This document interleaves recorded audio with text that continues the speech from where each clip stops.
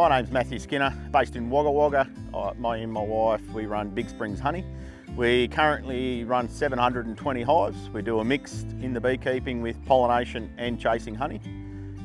And also do bee brokering for certain pollination, almonds, cherries. Almonds is the big one. And also president of the New South Wales Apiarist Association. So I've been in bees 16 years now. I first got into bees when I started working for my father-in-law, Harold Saxvick at Darlington Point. I worked with him for 6 years. That's where I learnt the grassroots of beekeeping, and I'm glad I done it because you really need to do an apprenticeship when you're starting with bees. Go out and work with someone, learn the ins and outs. Yeah, seeing a lot of changes at this stage with Varroa. Still a bit of uncertainty with beekeepers. They're getting their head around treatments, working a system for their own operations.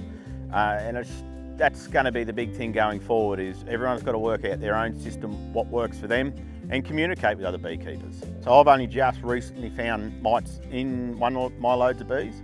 I chased conditions up north, and I knew that it was very likely that I was going to get mite. So I've only found one mite in an alcohol wash of 10% of the load at this stage, which I'm glad, because I haven't met the threshold and I should not have to treat before winter. Treating too early, you're going to waste your money for starters. You really need to be monitoring, working out a system 4-6 weeks, alcohol washing. Then once you meet threshold, then do your treatment.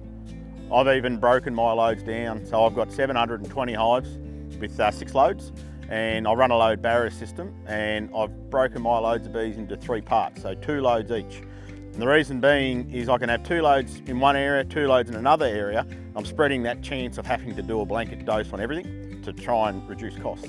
The impacts I see is obviously the ongoing costs, or the unknown costs. Labour's going to be a big one. We're always struggling to get skilled labour in the beekeeping industry. It's just beekeepers working out their system, rotating their treatments, and making sure they're doing their alcohol washes and monitoring and keeping records of their mite numbers, because every beekeeper's got to work out how the mite works themselves to the environment they're in, because we all migrate across the state, and that's where it just falls back to constant monitoring of your hives in case you come across bees that haven't been treated and you could potentially be sitting beside a mite bomb. You need to be on top of those things. I see it having big impacts on the pollination industry, because as we know, within 3 to 5 years the wild hives are going to be wiped out.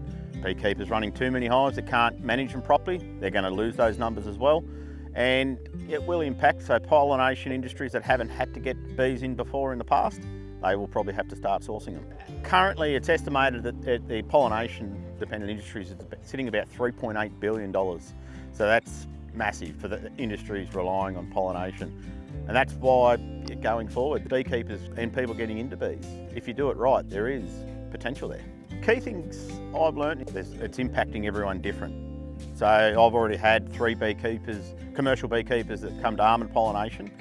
2 have sold out, and 1 doesn't think he's going to be able to come just because of the health of the bees. So it is impacting everyone differently. I definitely see a light at the end of the tunnel. Pollination services are there, and the increased demand for pollination is going to go up.